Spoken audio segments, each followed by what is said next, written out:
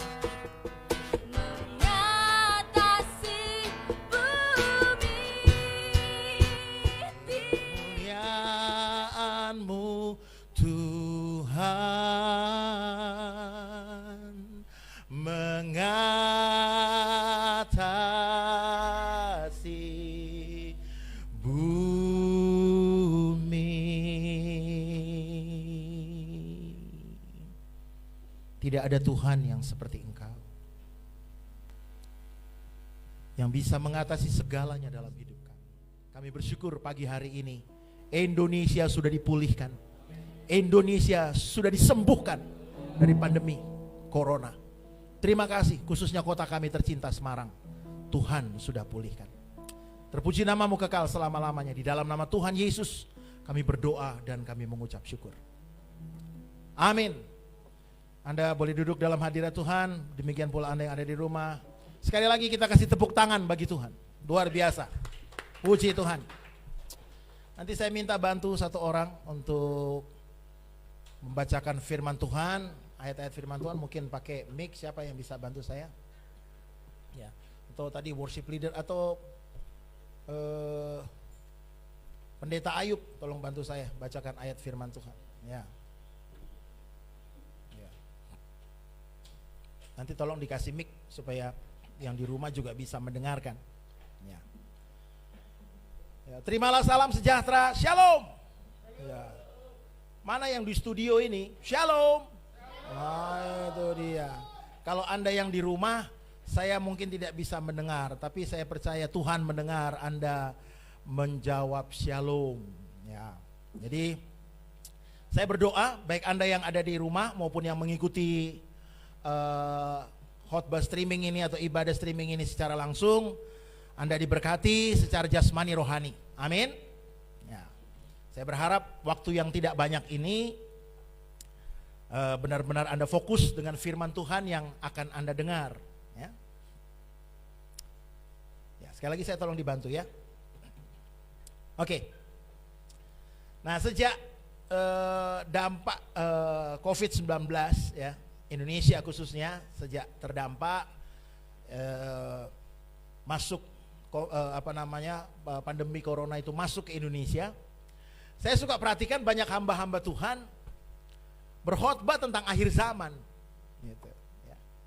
Yang tadinya jarang dengar, begitu pandemi corona ini cukup banyak hamba Tuhan yang berkhotbah tentang keadaan akhir zaman. Ya, saya sebetulnya tergolong hamba Tuhan yang jarang berkhotbah tentang akhir zaman. Jarang sekali saya berkhotbah tentang akhir zaman. Karena menurut saya begini saudara, kondisi akhir zaman itu cukup Anda tahu apa yang akan terjadi. Itu menurut saya. Baik Anda yang ada di rumah, baik Anda yang ada di ruangan ini, kondisi yang terjadi di akhir zaman cukup Anda tahu apa saja yang akan terjadi. Tetapi yang terpenting menurut saya adalah bagaimana Anda mempersiapkan diri menghadapi akhir zaman. Bisa bilang amin?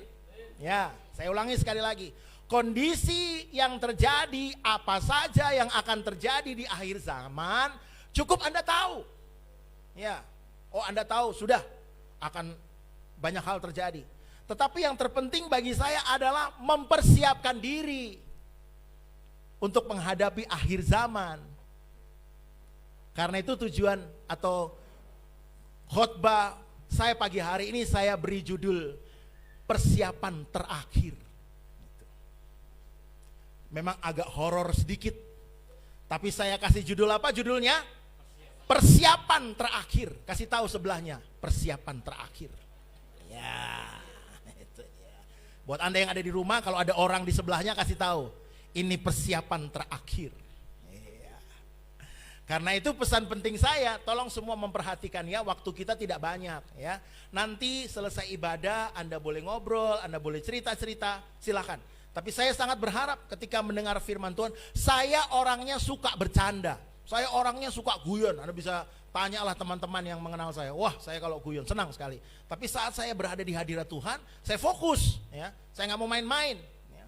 Karena itu saya berharap Anda tidak main-main ketika Anda mendengarkan firman Tuhan. Pesan penting saya pada pagi hari ini, Anda harus percaya apa kata firman. Jangan percaya apa kata orang. Amin. Karena hidupmu tidak ditentukan oleh apa kata orang, tapi apa kata firman. Seperti ada satu pujian ya. Saya suka lagunya itu. Coba yang bisa bernyanyi, mari bernyanyi bersama saya. Dikatakan begini, ku yakin saat kau ya, apa? Ku menang saat kau bertindak. Terus hidupku hanya ditentukan oleh perkataanmu. Sampai situ saja. Jadi hidup kita ini ditentukan oleh siapa? Perkataan firman Tuhan. Kalau sekarang dunia, orang banyak memberitakan kabar-kabar bohong dan sebagainya. Jangan percaya, pesan saya, percaya firman. Jangan percaya apa kata orang, karena hidupmu tidak ditentukan apa kata orang. Ada orang bilang, kamu gak akan berhasil, potong telinga saya kalau kamu berhasil. Nanti kalau kamu sudah berhasil, potong telinganya. Saya pernah dibegitukan oleh keluarga saya. Kalau Ricky itu jadi orang berhasil, potong telinga saya. Satu kali saya KKR di tempat di mana orang yang pernah berkata, kalau dia berhasil, dia jadi orang, potong telinga. Lalu saya dekati dia, gimana? Jadi dipotong apa tidak? Jadi kalau begitu zaman dulu, kalau dia bilang, kalau jadi orang berarti zaman dulu saya babi. Saya bukan orang. Nah, hidup saya tidak ditentukan oleh apa kata orang. Kalau ada, khususnya di rumah singgah, ada orang yang berkata, anak-anak rumah singgah itu apa mungkin bisa berhasil? Jangan ditentukan oleh apa kata orang. Amin. Hidupmu ditentukan oleh apa kata firman Tuhan. Ya, saya sangat yakin. Saya pernah bilang bahwa satu saat nanti akan muncul dari rumah singgah, dari Yayasan Generasi Emas, anak-anak Tuhan yang menjadi orang penting di negara ini. Itu dia. Jadi pesan saya. Nah, Saudara yang ingin hidupnya ditentukan oleh apa kata firman, saya ajak saudara baca firman Tuhan dari Matius pasalnya yang ke-24, nanti dibacakan oleh pendeta Ayub. Matius pasal 24 ayat 3 sampai ayat yang ke-13 ya. Kalau menurut dunia ini angka sial, tapi kita belajar firman Tuhan ini. Matius pasal 24 ayat yang ke-3 sampai ayat yang ke-13. Mari Pak Pendeta tolong dibaca.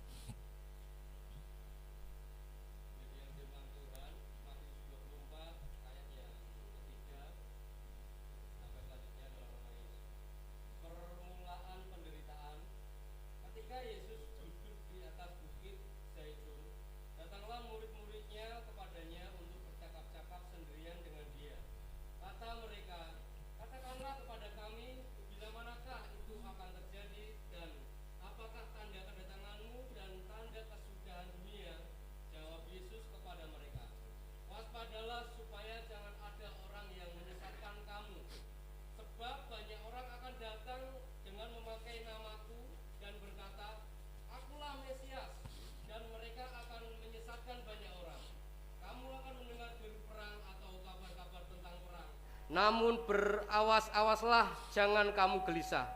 Sebab semuanya itu harus terjadi, tetapi itu belum kesudahannya. Sebab bangsa akan bangkit melawan bangsa, dan kerajaan melawan kerajaan. Akan ada kelaparan dan gempa bumi di berbagai tempat. Akan tetapi semuanya itu barulah permulaan penderitaan menjelang zaman baru. Pada waktu itu kamu akan diserahkan supaya disiksa, dan kamu akan dibunuh dan akan dibenci semua bangsa oleh karena namaku. Dan banyak orang akan murtad dan mereka akan saling menyerahkan dan saling membenci. Banyak nabi palsu akan muncul dan menyesatkan banyak orang. Dan karena makin bertambahnya kedurhakaan, maka kasih kebanyakan orang akan menjadi dingin. Tetapi orang yang bertahan sampai pada kesudahannya akan selamat. Dan Injil kerajaan ini akan diberitakan di seluruh dunia menjadi kesaksian bagi semua bangsa. Sesudah itu barulah tiba kesudahannya. Wow. Saya suka dengan kalimat ayat 13 berkata, tetapi orang yang bertahan sampai pada kesudahannya, apa katanya? Akan selamat. Orang yang bertahan itu adalah orang yang hidupnya penuh persiapan. Makanya saya katakan tadi, judul khotbah saya pada pagi hari ini, persiapan terakhir. Nah, melalui firman Tuhan yang kita baca pagi hari ini, saya mau bilang, percaya atau tidak, siap atau tidak, kita memang sudah benar-benar ada di paling ujung akhir zaman. Halo? Buat Anda yang ada di rumah, saya beritahukan sekali lagi, Anda percaya atau tidak, Anda siap atau tidak, kita sudah berada di mana? Di ujung akhir zaman, bahkan di ujungnya paling ujung. Nah, kira-kira gimana itu menerjemahkan di ujung paling ujung? Semua tanda zaman menurut saya sudah 90% terjadi. Nanti akan ada peristiwa yang lebih seru dari COVID-19. Nama peristiwanya itu rapture dalam bahasa Inggris atau bahasa Promo Inggil ya. Dibilang rapture. Pengangkatan orang percaya itu lebih seru itu. Kalau istilah dalam eskatologi Kristen ini merujuk kepada peristiwa di mana Tuhan pindahkan orang-orang dari dunia ini ke zona penghakiman terakhir. Dan kalau Anda baca ayatnya, dibilang begini, ada dua orang di ladang, satu diangkat, satu ditinggal. Ada dua orang di atas tempat tidur, itu bicara suami istri, yang satu diangkat, yang satu ditinggal. Makanya saya berusaha untuk menurunkan berat badan, karena saya agak sedikit, kalau nggak terangkat gimana ya? Iya. Malaikatnya bilang, harusnya sih terangkat Pak, Tuhan ini harusnya terangkat, abote ra karuan. Gitu ya. Tolong Bunda Tri ya, turunkan ya, khususnya. Ya. Akan ada itu lebih seru dari COVID-19. Ya. Wah, itu seru sekali. Ya. Satu diangkat, satu ditinggal. Ya. Jadi tiba-tiba nanti tinggal bajunya aja. Loh, kok? Ya toh, loh, istriku kemana? Kok tinggal bajunya? Gitu. Iya. Makanya sampai ada orang yang mempersiapkan nanti katanya, yang ngeri itu katanya kalau lagi terbang dengan pesawat, pilotnya tiba-tiba terangkat, kemana itu? Ya, ada naik kereta, masinisnya terangkat, wah, nggak ngerem keretanya. Ya, itu lebih seru menurut saya dari COVID-19, seru banget itu nanti. Dan Anda siap-siap menghadapi itu. Ya. Dan sekarang kita sedang diperlihatkan masa antikris yang akan berkuasa. Dan cara antikris berkuasa, yang pertama dia kuasai dulu ekonomi. Ekonomi global itu dia kuasai. Ini juga seru ini. Ya, seperti banyak kita dengar berita-berita. Nanti di mana Anda kalau mau berbelanja, entah mungkin di tempat-tempat waralaba itu, Anda harus pakai, ada chip yang ditanam di tanganmu. Kalau enggak Anda nggak bisa belanja. Ini ngeri nih. Jadi ya setelah itu baru Alkitab tadi katakan Maranatha, Tuhan datang. Jadi ada peristiwa yang lebih seru dari COVID-19 apa? Rapture, pengangkatan. Saya berharap yang berat-berat badan di atas 60 kilo, mari kita sehati untuk mengecilkan supaya ya Tuhan tidak butuh banyak malaikat untuk mengangkat. Gitu ya. Nah, tujuan dari firman Tuhan ini supaya Anda mempersiapkan diri. Coba yang di rumah kalau ada orang di sebelahnya, Anda yang nonton, Anda yang di sini, bilang sebelahnya, persiapkan diri. Ya. Dan saya beritahukan kepada Anda, ribuan tahun yang lalu Alkitab sudah kasih tahu persiapannya apa saja. Halo? Kalau Anda baca firman Tuhan, apalagi yang sudah selesai baca Alkitab, Alkitab sudah kasih tahu ribuan tahun yang lalu persiapannya itu apa saja yang harus Anda persiapkan. Hari ini tentunya nggak bisa banyak-banyak. Saya coba ambil beberapa. Kita baca Lukas 21. Persiapan apa yang harus kita siapkan untuk kita menghadapi kedatangan Tuhan atau akhir zaman.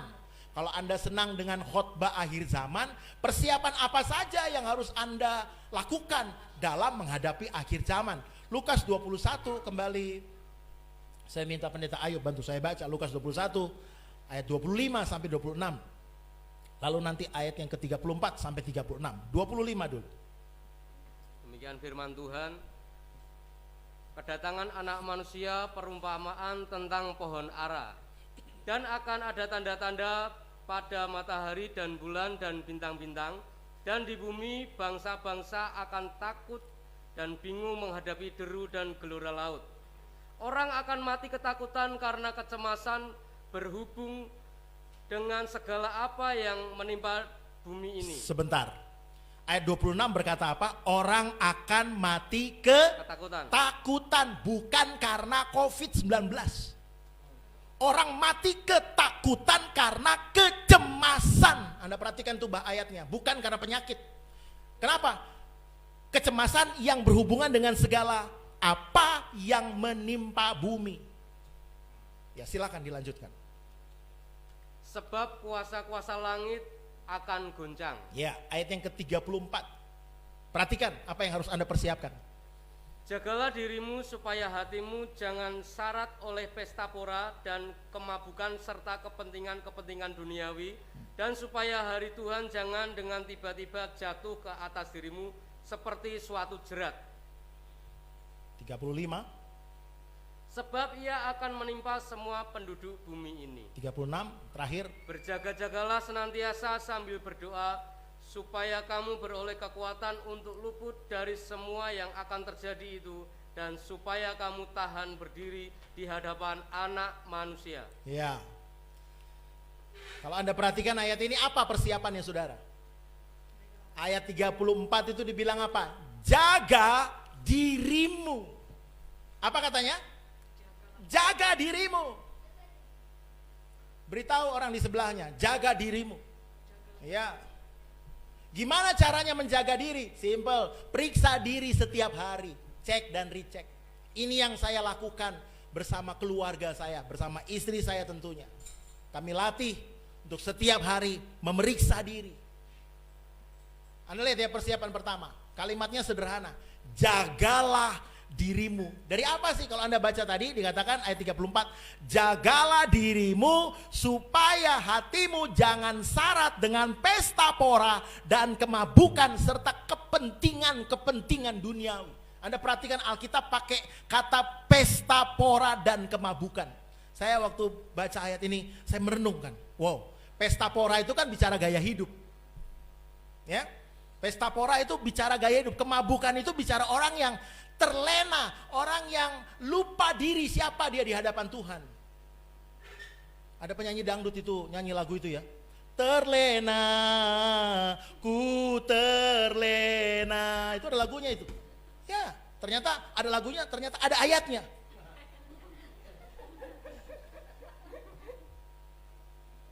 Banyak orang Kristen lupa siapa dia di hadapan Tuhan. Padahal Alkitab sudah tulis di Kejadian pasal 3. Kejadian pasal 3, sebentar saya cari, sebentar. Kejadian pasalnya yang ketiga, ayat yang ke-19, dikatakan begini. Sebab engkau debu, dan engkau akan kembali menjadi debu. Coba beritahu orang di sebelahnya, jangan lupa Anda itu debu. Ya. Ya. Kita semua ini debu. Biarpun pakai kalung emas, biarpun pakai jam tangan bagus, pakai baju bagus, asalnya dari mana? Dari debu. Itu yang harus kita ingat itu. Bukan saya mau mengecil-ngecilkan diri kita, mau menjelek-jelekkan diri kita. Memang Alkitab berkata, kamu debu. Ayat ini suka dipakai kalau di acara pemakaman. Pendeta berkata, dari debu kembali kepada debu. Pendetanya lupa kalau dia juga debu.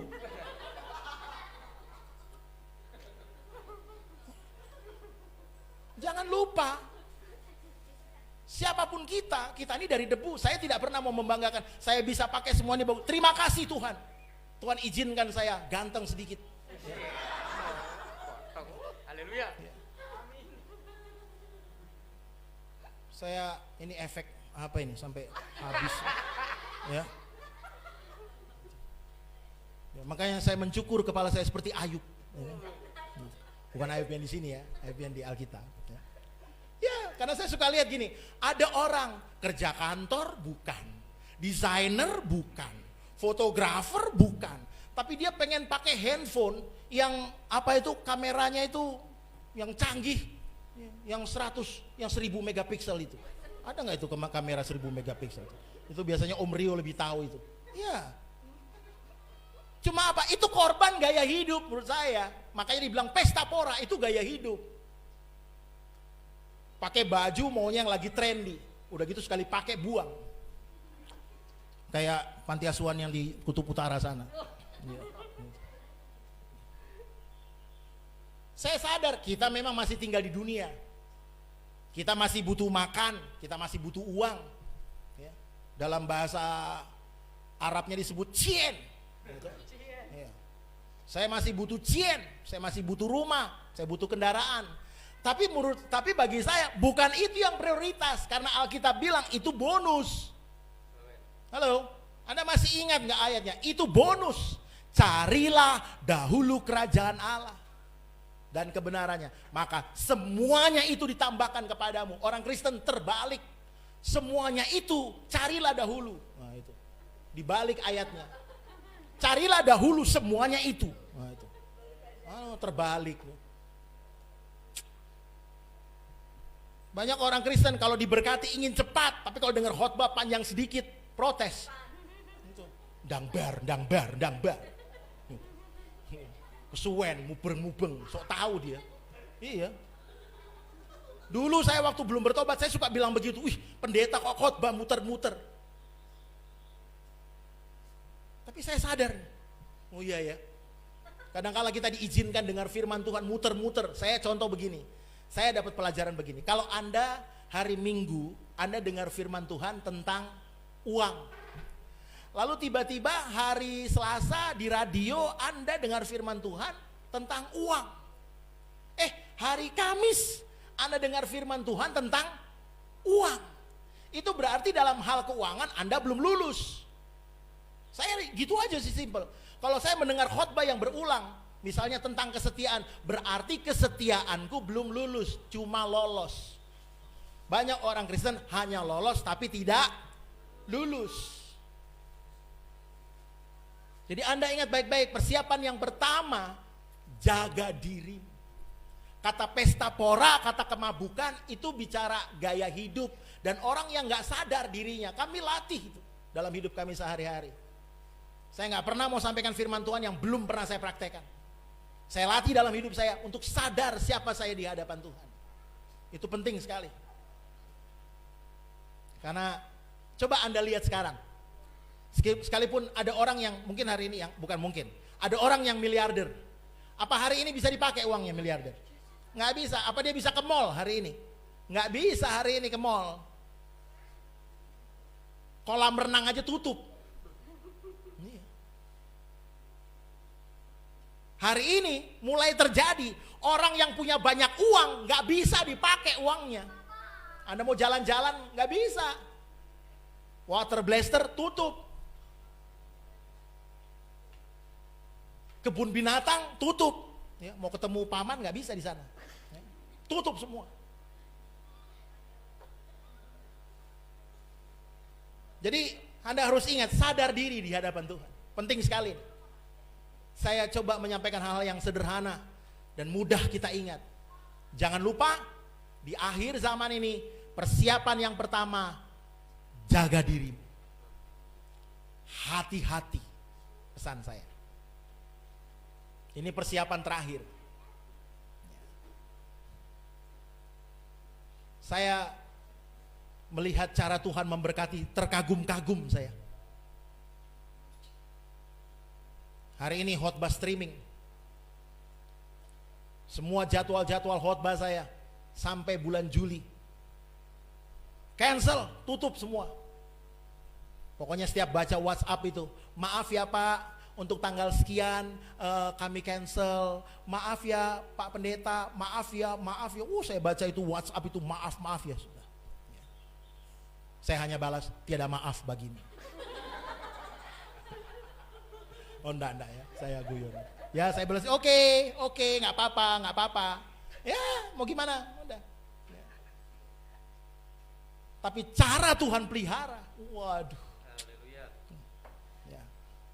Orang Semarang bilang ngeritok. Gitu. Ya. Gitu ya.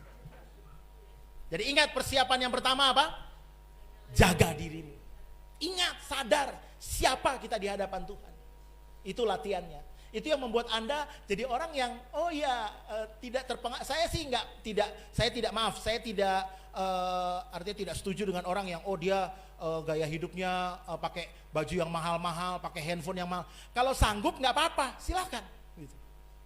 Monggo. Tapi jangan sampai memaksakan diri. Apalagi sekarang hashtagnya di dapur saja. Oh, di rumah saja.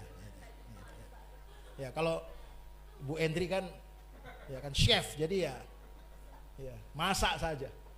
Oke. Nah, persiapan yang kedua yang harus kita lakukan, kembali ke Lukas 21 tadi, kalau Anda baca ayat yang ke-36. Coba kita baca sama-sama, dibantu sekali lagi oleh hamba Tuhan Pendeta Ayub. Baca Lukas 21 ayat yang ke-36.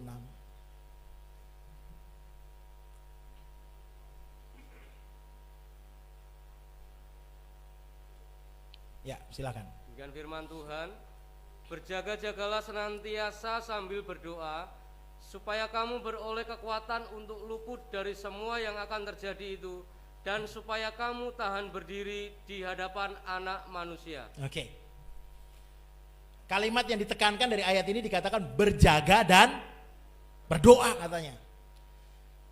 Tujuan khotbah ini di poin ini ya, tujuan khotbah saya di poin ini. Jangan sampai Anda kata berjaga dan berdoa.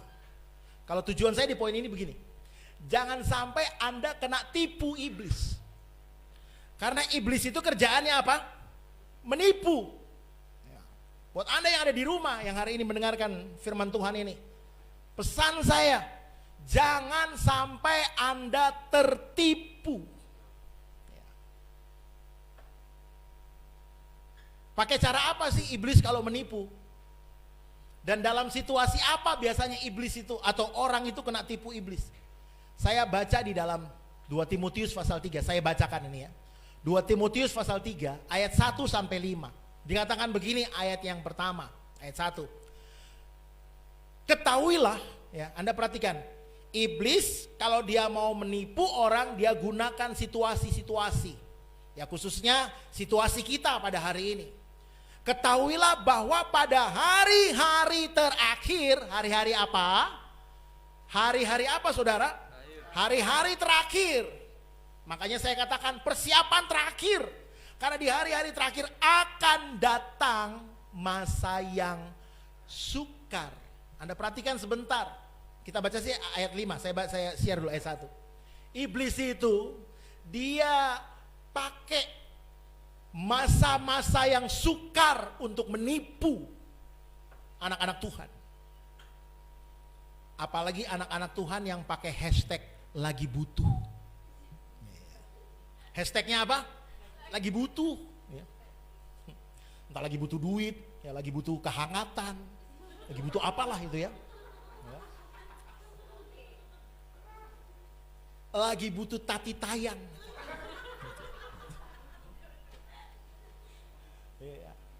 Karena apa? Karena lagi available.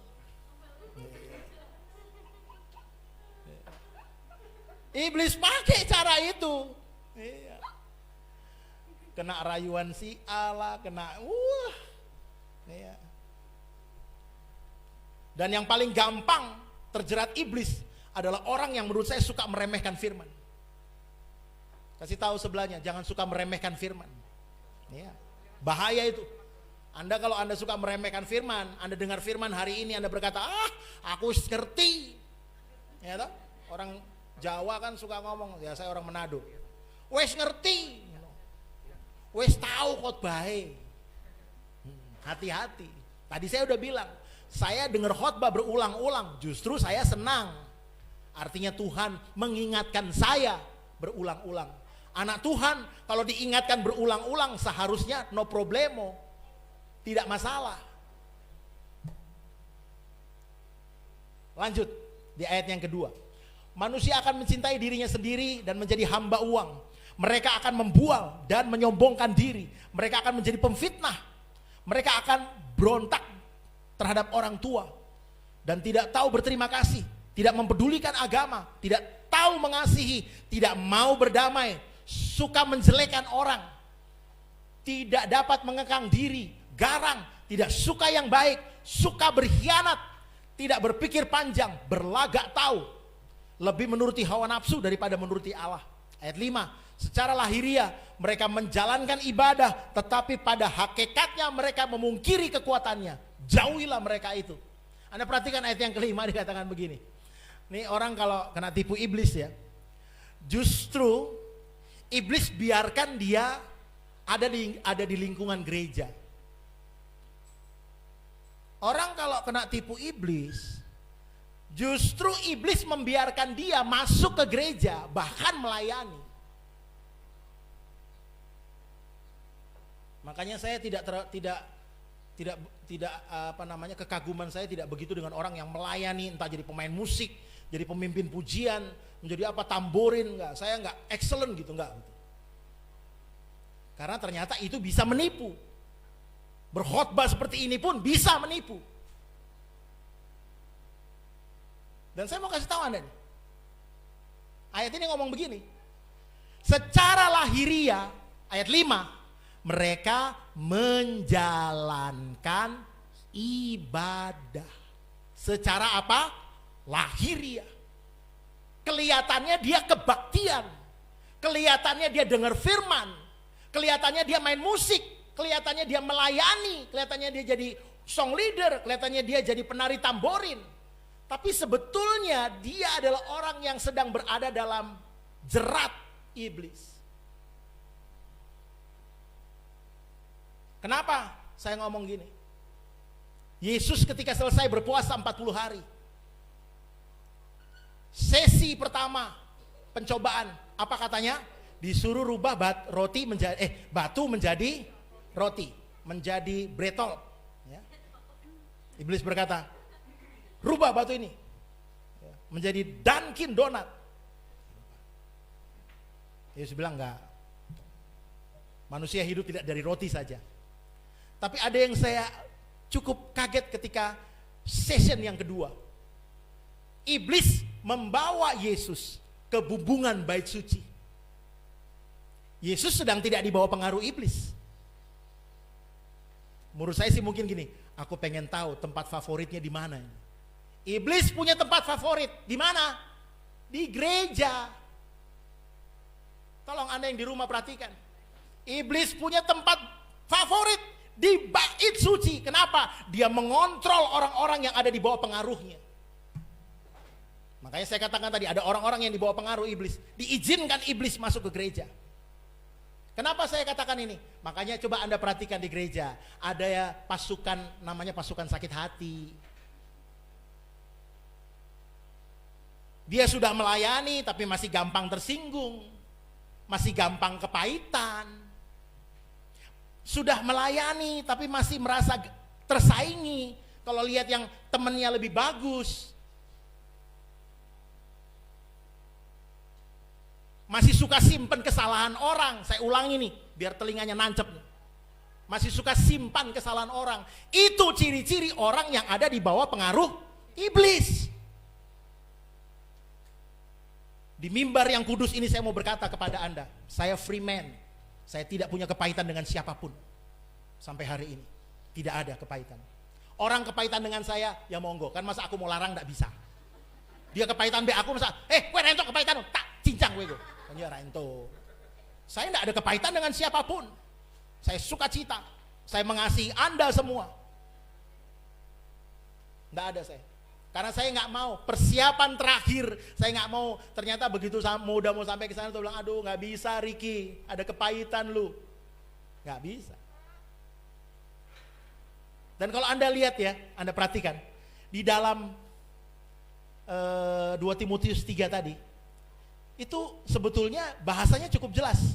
Kondisi manusia, lihat ya. Ini orang-orang yang menurut saya ada di bawah pengaruh iblis. Dikatakan begini, manusia akan mencintai dirinya sendiri dan menjadi hamba uang. Mereka akan membual dan menyombongkan diri. Mereka menjadi pemfitnah. Saya kasih tahu, orang Kristen seringkali ini kata pemfitnah. Terus ada kata menjelekan orang. Banyak orang Kristen seringkali jatuh dalam dosa-dosa yang dia nggak terasa kalau itu dosa. Saya pakai bahasa Jawa supaya gampang. Dosa yang nggak terasa kalau itu dosa adalah dosa ngerasani. Dosa ngerasani itu adalah dosa yang seringkali dianggap bukan dosa. Coba saya bilang tadi, kalau dengar firman Tuhan, rodok kelamaan sedikit, biasanya sudah mulai nggak jelas mukanya. Tapi coba kalau ngerasani, dengar firman paling berapa lama sih ini? 40 menit. Coba kalau ngerasani, 1 hari cukup nggak? Apalagi kalau dia mulai tersakiti. Kayak lo Pak, aku hatiku ki lo Pak. Mungkin kurang ajar. Cia. Aku kira lebih Saya pernah ketemu orang, malamnya ketemu saya diulang lagi, ngomong lagi. Seharian udah konseling, malamnya saya WA, bagaimana hatimu? Wah panjang, saya boleh telepon Pak. Waduh, selamat Raharjo. Hati-hati, ngerasani adalah dosa yang sering kali dianggap bukan dosa. Hati-hati, kasih tahu sebelahnya, hati-hati. Ya. Mereka berontak terhadap orang tua. Lihat ini, perhatikan anak-anak. Ciri anak-anak yang dibawa pengaruh iblis adalah anak-anak yang suka berontak terhadap orang tuanya. Sudah dikasih tahu, jangan main gadgetnya nanti aja. Mau aku mesa iki. Itu berontak, itu ciri-ciri anak yang dipengaruhi iblis. Saya ngomong terus terang ini. Makanya anak-anak saya latih. Ingat nak. Saya dengar satu khotbah, istri saya beritahu kepada saya. Orang kalau lagi ngedumel, itu katanya dia lagi ngobrol sama iblis. Oh, Anda aku pengen main dia ora ento ngene. Hati-hati. Kalau Anda suka berontak terhadap orang tua, berarti dirimu sedang dipeluk mesra oleh iblis. Ya, silakan kalau Anda ingin dipeluk mesra. Ya. Anak ini udah jelas bahasanya. Berontak terhadap orang tua, tidak tahu berterima kasih. Dirawat, dijaga, minta jajan dikasih, minta apa dikasih. Tapi tidak tahu berterima kasih. Tidak mempedulikan agama. Dengar firman, lain sana ini sana. Ya. Tidak mau berdamai, suka menjelekan orang, tidak dapat mengekang diri, garang, tidak suka yang baik, suka berkhianat, tidak berpikir panjang, berlagak tahu, sok tahu. Lebih menuruti hawa nafsu daripada menuruti Allah. Ini saya berharap tolong diingat baik-baik. Nah, yang terakhir dikatakan setelah berjaga berdoa. Berdoa yang saya maksud tuh gini, sama seperti jaringan wifi. Anda kalau pergi ke satu tempat, misalnya pergi ke restoran atau pergi ke kafe, di kafe itu ada jaringan wifi. Anda minta passwordnya. Passwordnya apa? Ciki-ciki boom AA, wih, gitu. Itu passwordnya kira-kira gitu. Nah, itu password wifi-nya. Gitu.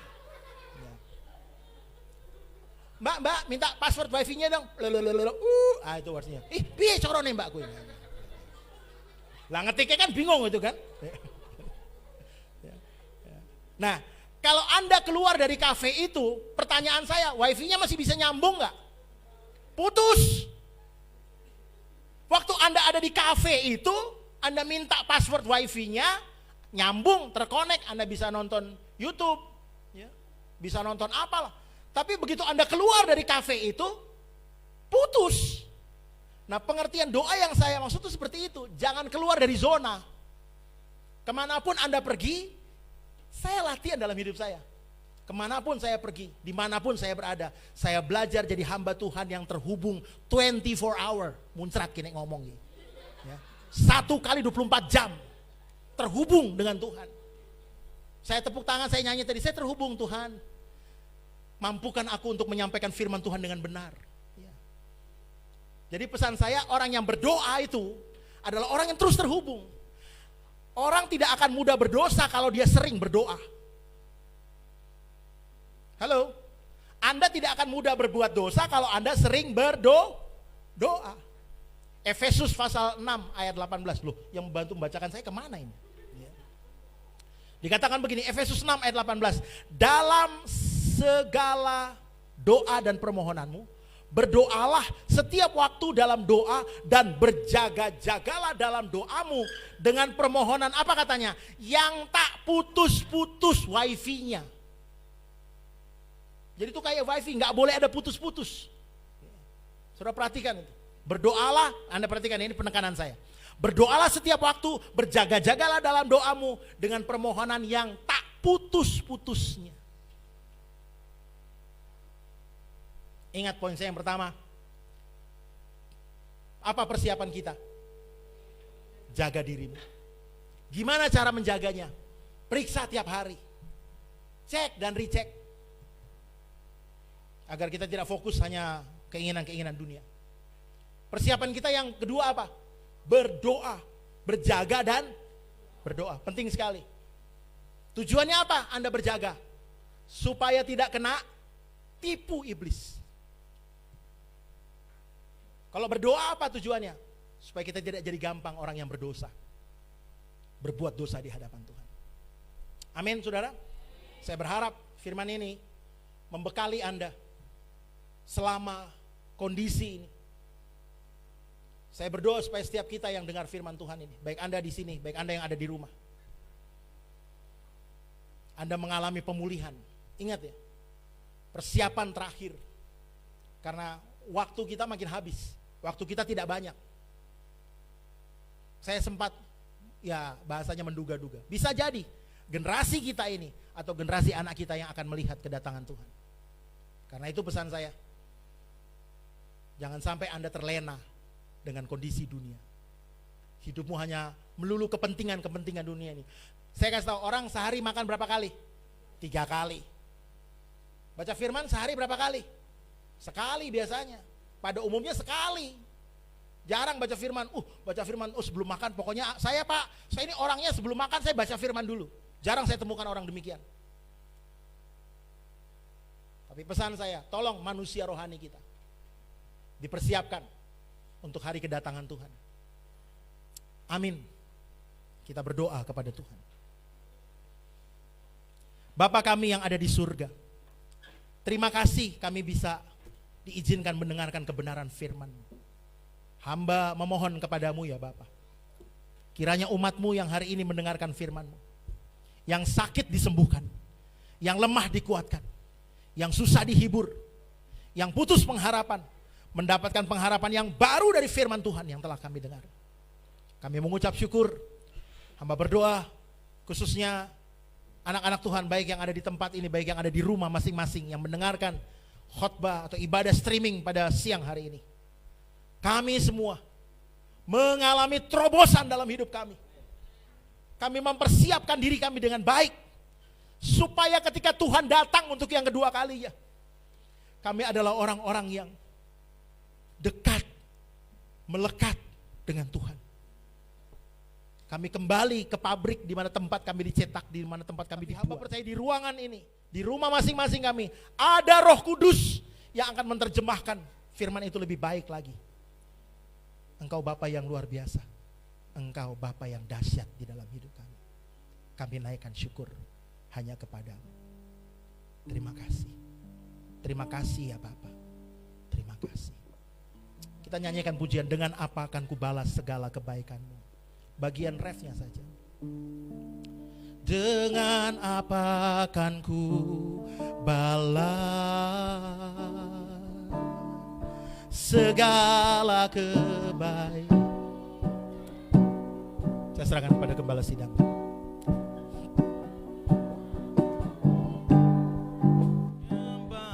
Mari kita bangkit berdiri bersama-sama, semua jemaat yang ada di ruangan ini, yang ada di rumah, yang mengikuti ibadah secara live juga bisa mulai berdoa.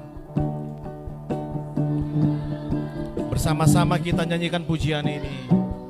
Segenap hati kami menyembah-Mu Yesus, ku bersyukur padamu. Dengan apa kan ku balas segala kebaikan, kebaikan-Mu, segenap hatiku menyembah-Mu Yesus, ku bersyukur padamu selamanya. Umat Tuhan, dimanapun engkau berada, baik yang ada di rumah Anda, yang ada di ruangan ini, semuanya umat Tuhan, saya percaya hari-hari ini secara manusia mungkin kita mulai khawatir, mungkin kita mulai takut. Tapi firman Tuhan yang sudah kita dengar pagi hari ini, saya percaya memberikan kita kekuatan. Dan firman Tuhan mengajarkan juga apa yang harus kita lakukan di situasi seperti ini. Berjagalah dan berdoa. Mari bersama-sama kita buka hati kita lebih lagi untuk kita mulai berdoa. Kita berdoa, kita mohon kepada Tuhan sebagai yang empunya hidup itu, yang empunya hidup kita, agar kekuatan dan perlindungan Tuhan turun bagi kita semuanya. Mari angkat tangan kita bersama-sama, kita bersyukur dan sembah Dia. Haleluya.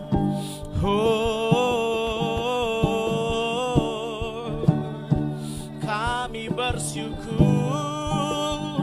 Mari yang ada di rumah Anda juga mulai berdoa, mulai menyembah Tuhan bersama-sama dengan kami di tempat ini. Amin. Haleluya.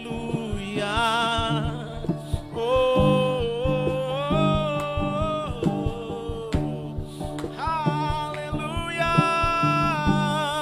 Jamah umat-umat-Mu ya Tuhan, berikan kekuatan yang dari Tuhan, dari sorga, naungan-Mu, perlindungan-Mu bagi kami semuanya. Terima kasih Tuhan. Terima kasih. Kami bersyukur.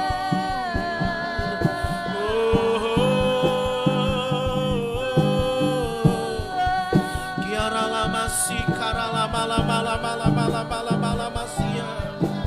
Haleluya.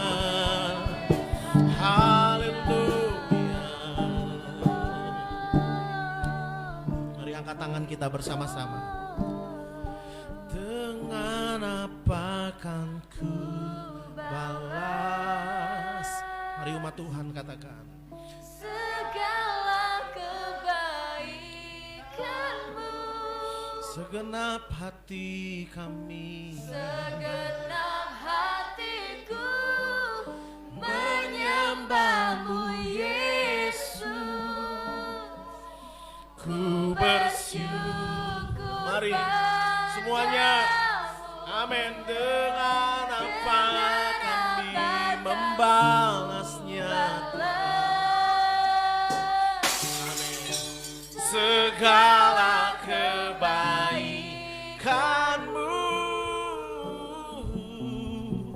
segenap hatiku menyembah-Mu Yesus. Ku Bersyukur padamu. Amin. Dengan apa kan ku balas segala kebaikan-Mu, segenap hatiku menyembah-Mu Yesus. Ku bersyukur padamu.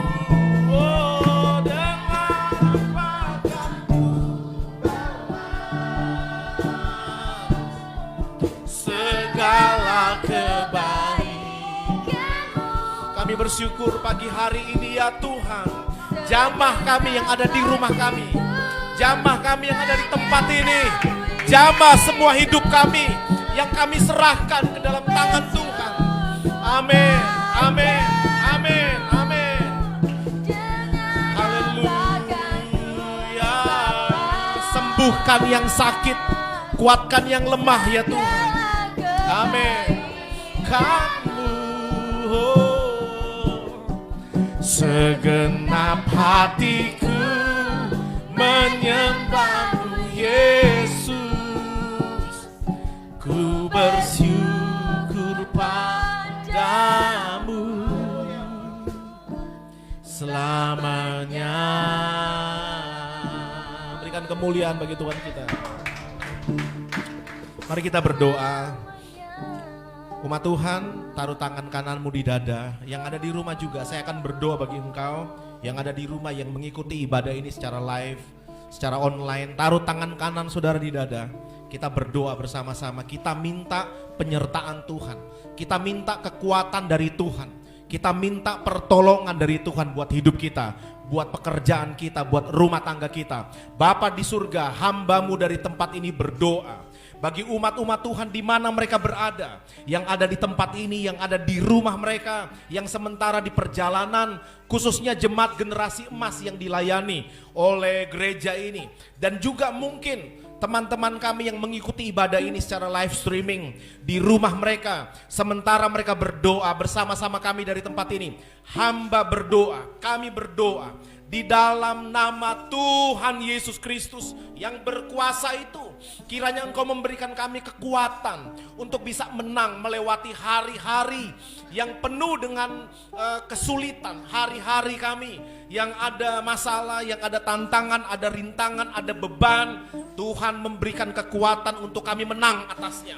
Di dalam nama Tuhan Yesus Kristus, ketika kami diberkati Tuhan, kami tetap setia. Tapi ketika kondisi kesulitan terjadi, kami percaya kami juga tetap setia mengiringi akan Tuhan.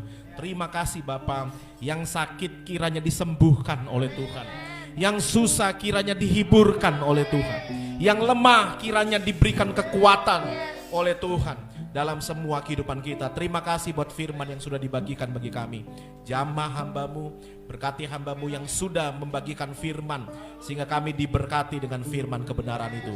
Dalam nama Tuhan Yesus kami sudah berdoa dan bersyukur, dan semuanya kita sama-sama katakan amin. Puji Tuhan, silakan duduk.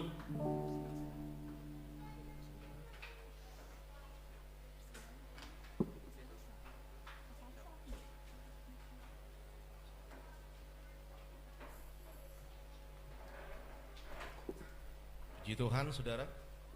Saudara diberkati Tuhan. Ya, yang ada di ruangan ini diberkati Tuhan. Amin. Yang ada di rumah saya percaya kita juga diberkati oleh Tuhan ya.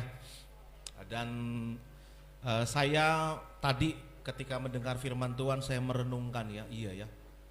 Memang di balik masalah, di balik sesuatu yang terjadi dalam kehidupan kita, Alkitab berkata bahwa Allah turut bekerja bersama-sama untuk mendatangkan kebaikan. Pasti di tengah-tengah sesuatu itu ada kebaikan gitu. Ujungnya selalu kebaikan. Asal kita percaya, asal kita di dalam kebaikan Tuhan itu sendiri. Nah, kita berpikir atau saya berpikir, saya lihat-lihat ya, saya renung-renung, oh iya ya.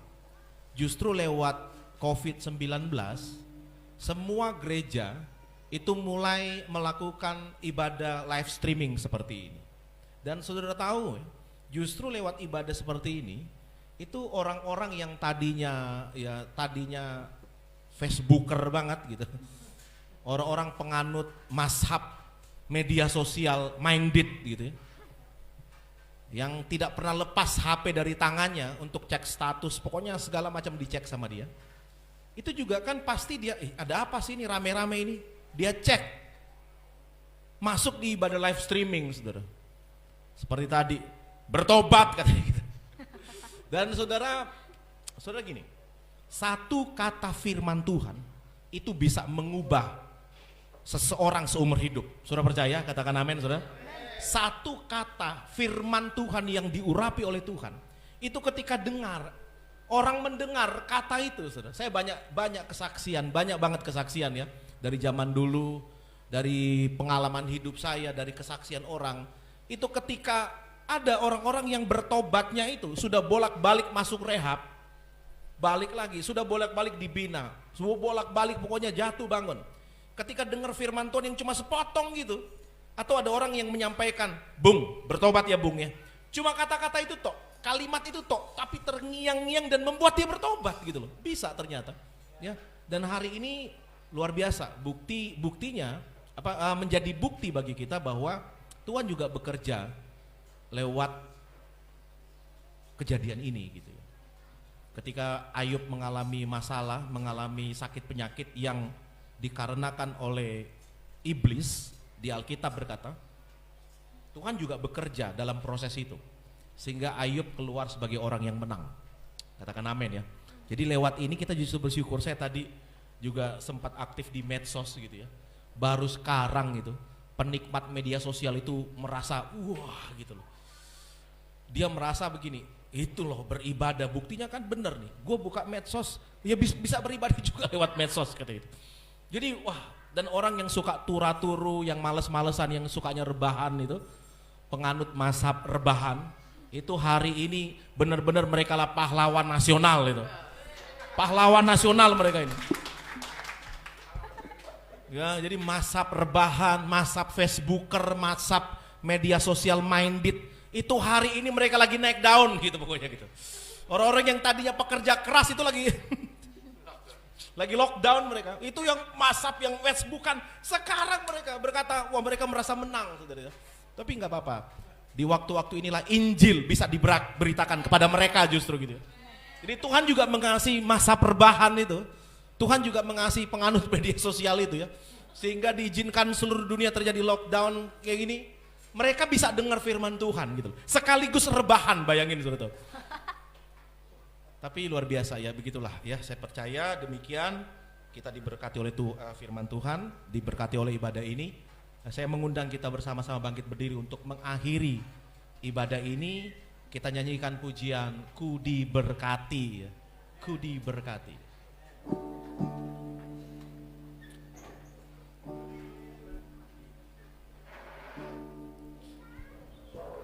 Nih kalau yang di rumah nonton ini saudara cari aja kasetnya di YouTube, itu ada kok, banyak ya lagunya di lagu ini.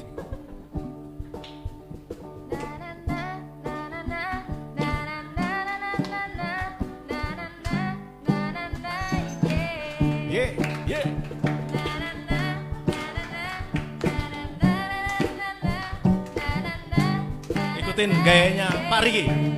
Semua kita di ruangan ini. Naik ke surga mulia di sebelah kanan Bapa. Musuh telah dikalahkannya, diremukkannya. Dia hidup dan berkuasa. Dia telah selamatkan hidupku, buatku jadi baru. Ku berani menyaksikannya, 4 penjuru bumi. Katakan, Yesus Kristus Tuhan. Yesus Tuhan. Yesus Tuhan. Yesus Kristus Tuhan. Yesus Tuhan.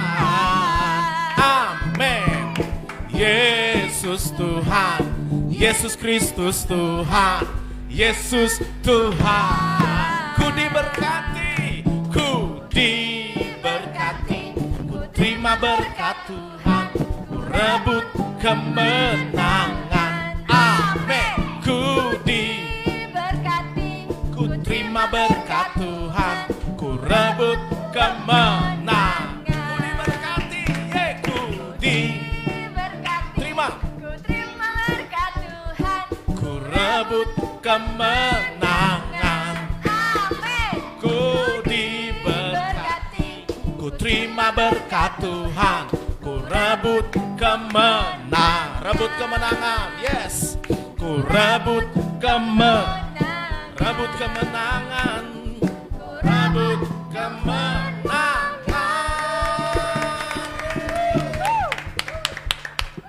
Mari tadakan tangan kita bersama-sama. Kita akan berdoa.